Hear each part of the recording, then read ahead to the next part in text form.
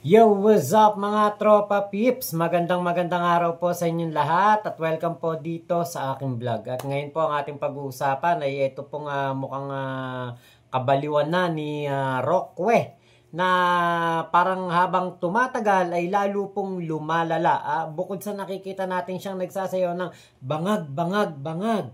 Butod, butod, butod. Naku po, hindi po bagay. Kasi sila po yung bangag. Ang nakikita ko sila yung bangag at sila po yung mga butod. Nakita niyo naman ang itsura ni Rockweh sa ni Maharlika, di ba? Kaya sabi ko, naku po, ang mga namimintas, bagay na bagay sa kanila yung kanilang mga sinasabing pamimintas. Ngayon po, nakita ko tong balita na ito na sabi ko medyo may pagka ano na talaga, parang lumuluwag na yung tornilyo ni Rockweh bukod nga sa pagsasayaw ng bangag, bangag, bangag. Dito po sa interview na ito, parang siguro nalilipasan na to ng gutom at yung siguro meron ng ano to, meron ng 'di ba yung kasi pag binanggit ko rito yung salitang nagsisimula sa letter D na nagtatapos sa yun, sa Sean, yan, Sean. Medyo hindi maganda kay Lolo yun, Kaya, eto po, tingin ko, dumaranas po ng D. At siguro sobrang kalungkutan, sobrang stress na sa kanyang mga pinagdadaanan. Kaya po nangyayari yung mga ganito kay Rockweh. Ngayon, ito po yung balita. Panoorin po natin, Come and get me. Ready pala sila sa akin, ba't hindi nila ako makuha? Okay. At nakakatawa naman itong intelligence ninyo, no? Maling-mali ang intelligence. Ano ba yan? Yan ang dapat imbestigahan na confidential funds. Kasi kung yan ang pinagagastusan ng confidential funds, sayang talaga ang pera ng kaban ng bayan. Dahil wala po talagang katotohanan yung sinasabi nila. Ako po ay nagpunta lang sa Germany para mag-administer ng oath dun sa mga bagong miyembro ng Hakbang ng Maisog. At si Jovi naman nakarating na dito sa Dahig. Alam naman niya na iisa lang ang visa para dun sa buong Shenzhen area. No? At wala naman talaga mga border patrols dyan. So bilang isang asylum seeker, ang aking pagkakaintindi, wag lang ako lalabas ng Shenzhen at hindi naman ako makakalabas ng Shenzhen. Kasi nga po ang passport ko ay nasa Dutch authorities, no? Pero ang asylum proceedings po ay talaga naman pong confidential at tanging ako lang at ang Dutch government ang nakakaalam ng status at sinasabi ko po sa inyo bilang isang abogado na ang process ko po ay still ongoing. Hindi po yan na-deny, hindi pa na-approve, yan po ay pending and meanwhile na pending yan, meron akong tinatawag na right to non-refuma at kasama na po yan yung karapatan ko na hindi mapabalik dun sa bansang aking inarisan. Ayan. So, yan po yung sinasabi ni Harry Rockweh na ongoing pa rin daw po ang kanyang asylum. Kasi nga, ito ay kanyang inapila. Nabasura na yan, pero inaapila pa niya. Pwede pa pong iapila yan. Bakit? Kasi, yun po ang proseso. Kung sakaling nabasura o hindi po tinanggap ang kanyang asylum, ay pwede pa rin po niya itong iapila. At yan po ay nangyari na rin kay Tebes, 'di ba? Na-deny, tapos tinanggap, tapos na-deny na naman hanggang sa huli pinauwi na po etong si si Tebes ng Timor-Leste government, So, alam nyo, meron na tayong nakitang ganoong senaryo na dininay ang asylum, tapos ginran, tapos binago na naman, may mga pangyayari, tapos hanggang ang pinakahuli po ay ipinatapon na o pinabalik na sa bansa etong si Tebes. Ganyan din ang mangyayari kay Rockweh. Dahil kapag po kinansela na ang kanyang pasaporte ng ating gobyerno, ano pa pangahawakan ni Rockweh para mag-stay doon sa the Netherlands? Wala na po siyang pasaporte. So kapag ikay wala ng pasaporte, wala nang nagre-representang bansa sa iyo, wala ka ng karapatan na magpunta pa sa iba't ibang panig ng mundo. At ang visa na pinagmamalaki ni Harry Rockweh, yung sinasabi niyang Shenzhen visa, ay mababasura na rin po yan at makakansela na automatic kapag po pinakansela na ang pasaporte ni Harry Roque. Kaya itong si Harry Roque, pinapakita lang niya, pasayaw-sayaw lang ng bangag, bangag, bangag, ganyan. Pero ang totoo, siya yung nababangag sa problema. Siya ang nababangag sa stress dahil kapag po kinansela na ang kanyang pasaporte, tapos ang mga maliligayang araw ni Bangag Roque. Attorney Harry, para lang din clear, kasi maraming kumakalat na kung ano-ano sa social media, walang maglalapse na anything today sa inyong estado ngayon dyan. Wala po. Kaya nga po sayang yung pera ng bayan. Dapat silang imbestigahan ng confidential fund, hindi siguro si VP Sara dahil super palpak po ang kanilang mga intelligence fund. Ang intelligence po nila Harry Roque, ilang beses ka na nagsinungaling sa amin. Ilang beses ka na gumawa ng mga kung ano-anong istorya na hindi naman nagkatotoo. Katulad na lang ng ginawa mo sa Quadcom hearing na kung saan ikaw hindi na bumalik at hindi na nagpakita dahil nga hindi mo kayang ibigay ang mga papeles na hiningi sa iyo sa Quadcom. Sino pa paliniwalaan namin? Ikaw na napakarami ng kasinungalingan na ginawa or itong mga taga DOJ na meron pong channel para makapag-usap o makapagbigay sa kanila ng information ang mga taga Dutch government o taga Netherlands. Sino papaniwalaan namin? Ikaw na ilang beses na nagsinungaling, ilang beses nang nagtatwa at ilang beses na pumalpak ang mga inilalabas mong information.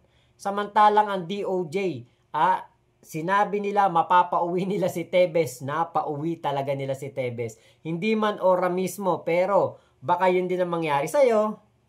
Galing sa isang chismosong Dutchman na ilang beses na sinabing na-deny ang aking asylum. Kaya naman, alam nyo naman sa mainstream media, yung mamang yun, walang sinabi kundi deny na asylum, puro naman palpak.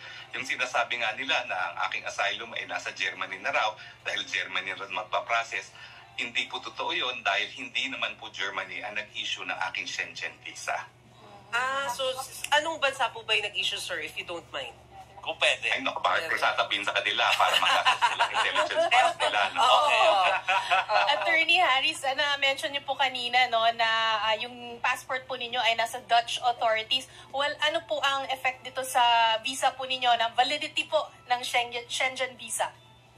Well, meron naman po akong valid visa, no? At yung aking valid visa naman po ay nakalagay sa lumang passport. Kasi nga po, yung aking lumang passport na nakansela na, butas na po yan, ay pinalitan ko lang dahil puno na.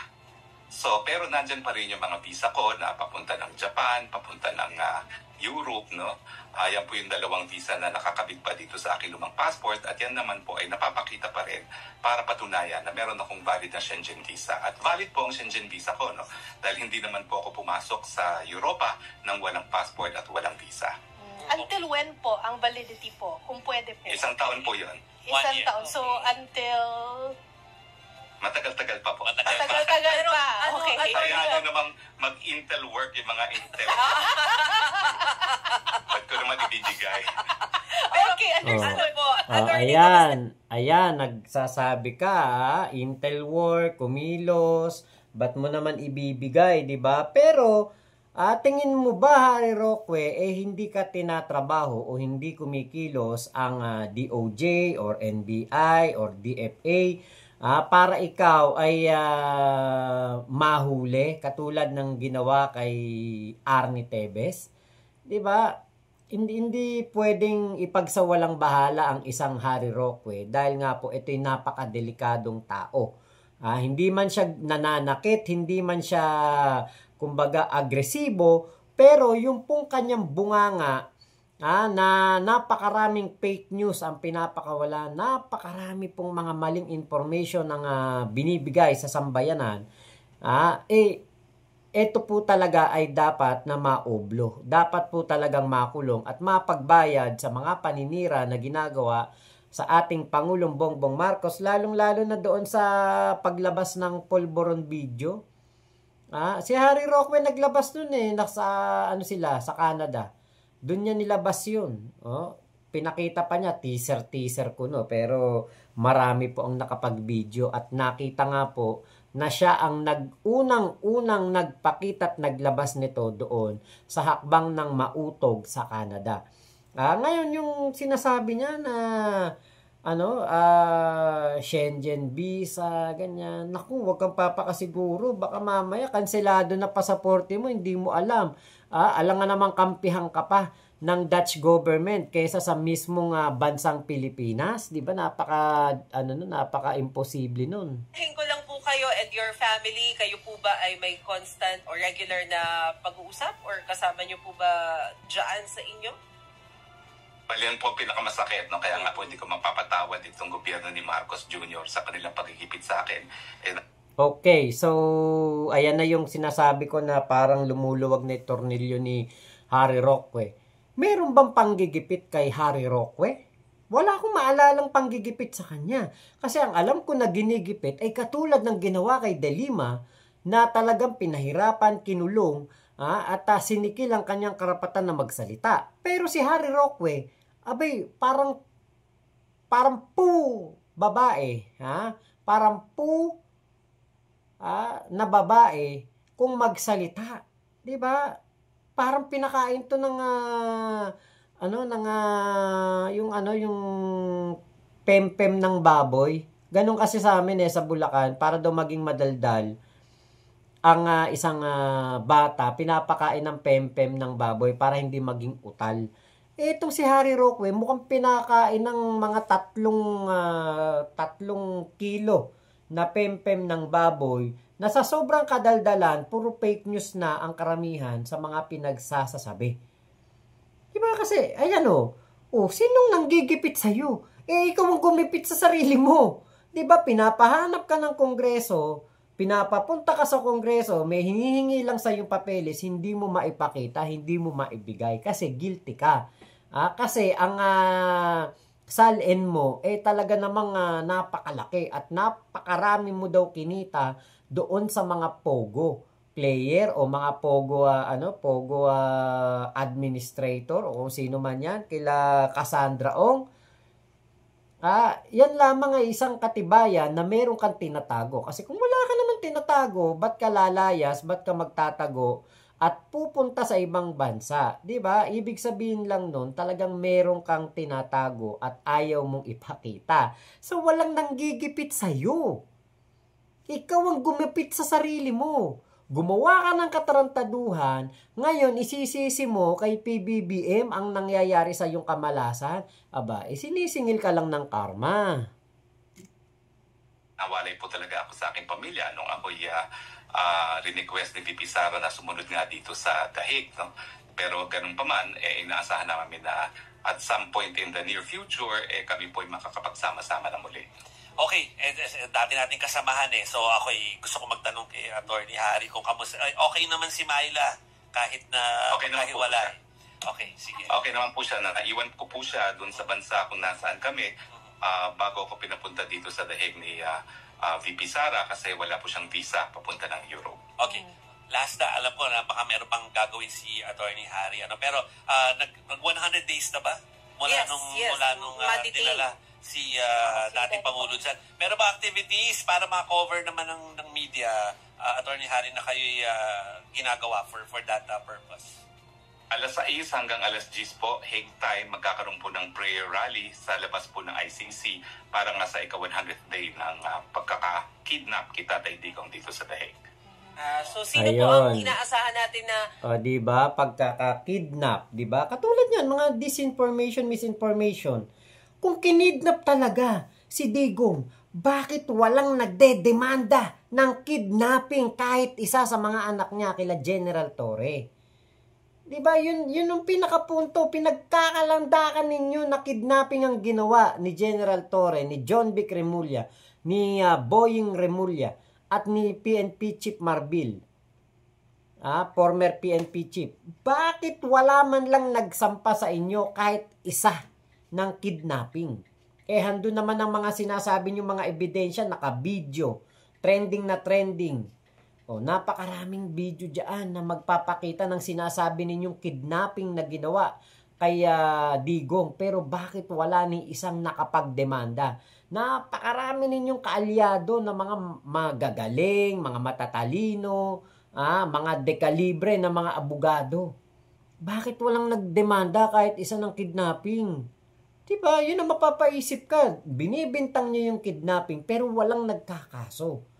Hindi ba kaya walang nagkakaso kasi alam ninyo na hindi labag sa batas ang ginawa ng Marcos administration, ang ginawa ni General Torre, ni Marbil at ni John Vic at ni Boying? Kasi kung talagang merong nilabag na batas ang apat na ito sa sinasabi ninyong pagkakahuli kay Digong at may kidnapping, tingin ko ora mismo talagang may nag-file na kagad ng demanda pero wala po eh. Bukod tangi pa ngang si Amy Marcos na nagpapanggap na Duterte ang siyang may reklamo sa ombudsman para makasuhan at maimbestigahan etong sila General Torre na hanggang ngayon wala din. Kasi nga ampaw. Lahat is by the law at lahat ay sinunod mga proseso.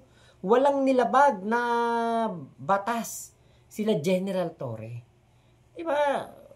Naku, kaya sinasabi mo, panggigipit. Walang nanggipit sa'yo. Ikaw mismo gumigipit sa sarili mo. Sarili mo ang hindi mo dapat patawarin sa nangyari sa buhay mo. Kasi naging gahaman ka eh. Naging ganid ka sa pera at kapangyarihan. O, di yan ang napapala mo. Di ba? Yan ang nangyari sa iyo. Yan ang karma mo. Kaya yung mga ganyan na mga prayer rally sa dahig, hindi niyo ba napansin hindi umiepekto? Kailan pa kayo nagsimula ng prayer rally? Napakatagal ng panahon, taon na. May nangyari ba sa mga prayer rally nyo? Hindi nyo ba napansin, hindi dinidinig ang inyong mga panalangin? Alam nyo kung bakit? Kasi hindi nga alam kung sino ba talaga ang Diyos ni Digong. Diba?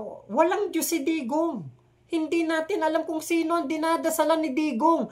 Dahil yung ating Diyos ng simbahang Katoliko, minura ni Digong. Ang Santo Papa, minumura ni Digong. So, sino?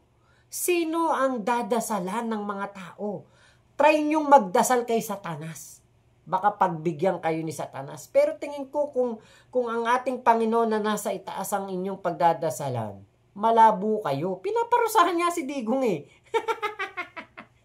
Kaya naku ikaw, Harry Roque, tignan natin ang yabang mo. Tignan natin ang galing mo kapag nandyan na mga huhuli sa'yo at kapag pinoposasan ka na. Baka maging katulad ka ni Tebes na tumitiklop at parang alam mo takot na takot yung hanggang pag-uwi arte ng arte umiiyak pa. Wag kang magpapakita ng pag-iyak, Harry Roque, dahil naku baka ikaw ang kantahan ng bangag, butod, baka ganyan ang ikanta sa'yo ng mga nakikitang ikaw ay nababangag at nabubutod na sa sobrang stress at sobrang kalungkutan na nadarama mo dahil sa mga karmang natatanggap mo ngayon. So, yun lamang po. Maraming salamat sa pagsama nyo sa vlog ko na ito. Ingat po kayo. Nasaan mang panig kayo ng mundo, Momo, Chup. Love you. God bless us all. Pilipinas. God first. Salamat po.